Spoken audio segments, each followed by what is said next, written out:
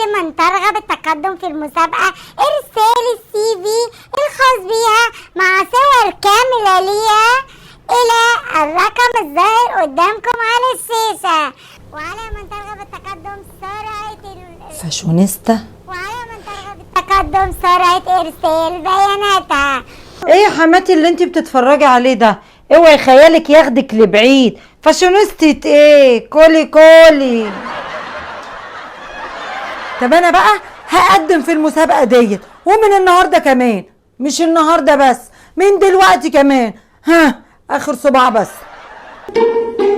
طب بما انك بقى هتعملي دايت، ادخل يا فارس اعمل لنا صينية كيكة حلوة كده وكوبايتين شاي باللبن.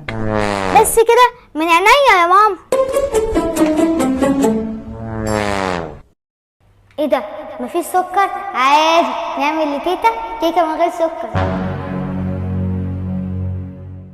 كوبايتين جوز الهند عليهم نص كوباية تمر للتحلية، 4 بيضات من فرخة ملونة. طالما في بيض لازم يكون في ايه؟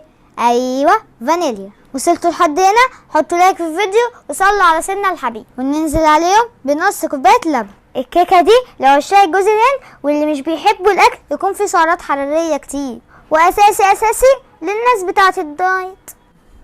دهنت الطاجن لحظة بسيطة اوي سمنة ونزلت عليه بالعجينة اللي احنا عملناها. عايزة اقول لكم الريحة قلبت الدنيا كلها. وادي كيكة للتيتا حبيبتي الست الكل.